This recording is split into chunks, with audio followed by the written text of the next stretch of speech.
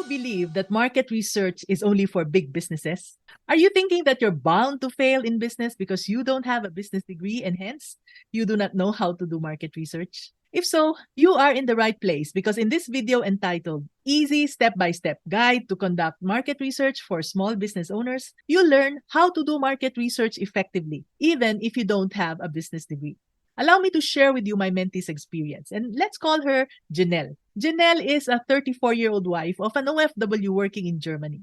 They don't have kids, but they are fur parents to 2 dogs. And Janelle also takes care of her aging mother-in-law who lives in their home. Feeling bored, Janelle asked her husband if it was okay for her to have a small business. But he said no, because it might consume much of her time. Why do you even want to have a business when I'm earning well from my job here? You don't even have a business degree. How will you manage it properly? He asked. But Janelle was determined to start a business. He felt restless and wanted to do something worthwhile. And being the go-getter that she is, she still went ahead and started selling pet supplies and accessories. And then her husband found out from his mother. And even when Janelle explained that she used the money from her own savings, he still got upset. But all he could do was to caution Janelle from making hasty decisions. As for Janelle's business, there were days when she had 0 sales, and this worried her. And deep inside, she wanted to prove to her husband that she could do it even if she didn't have a business degree. You see, Janelle used to work as a school nurse. She had no experience running a business, although she always wanted to have her own, even when she was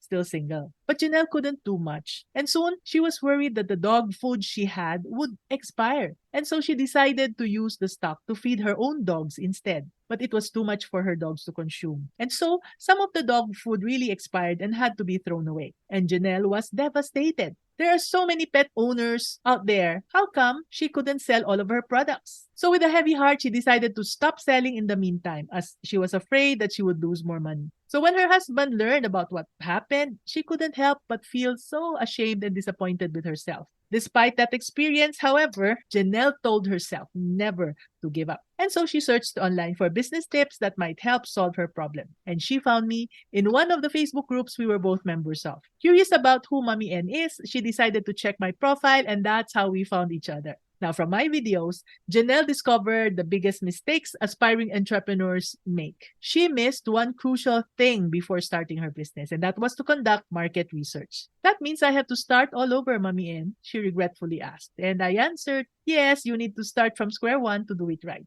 To have a strong business foundation and a greater chance of success, Janelle needed to know who she wanted to serve. This is what I always tell my mentees. Not knowing who we are selling to is called selling with a shotgun approach. We waste so many bullets and hope that one hits our target. That's why market research is so important. If you are like Janelle, who was too scared to conduct market research, don't worry. Here is my easy step-by-step guide, even if you're not a business course graduate. Get your pen and notepad ready. So step 1, find out who your customers are. You need to be able to answer this. Who do you want to serve?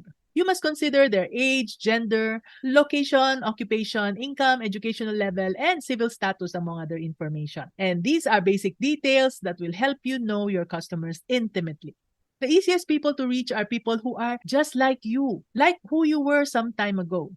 Next, step 2. Find out who your competitors are. Now, this might sound like you're going to spy on your competitors, but this is really for you to find out how they are serving your target market. How do their products solve your customers' problems? Are their customers happy? You have to dig really much deeper. And this brings us to step number 3. Determine what benefits your product or service has to offer. Once you know who your customers and competitors are, you'll be able to offer a better solution. And this may be in the form of a special feature or design, a different level of customer service or longer warranty, etc. And this will make you stand out in the crowd. Now, step number 4, discover how much is your target market willing to pay for your products. Don't fall into the trap of thinking that offering your product or service at a cheaper price will win you more customers. This is why you need to go through steps 1, 2, and 3. You see, customers are willing to pay more if they find value in your product. And they will continue to buy for as long as you consistently deliver value. And finally, step number 5, analyze your findings. You need to go through your data to be able to make concrete decisions. And there are times you need to make certain changes. Why? Because there will be new businesses you'll have to compete with. But Mommy N, I'm too shy to ask around. Janelle didn't want to do it, but she had to. It may be nerve-wracking at first, but I assure you, it will save you from failing in your business.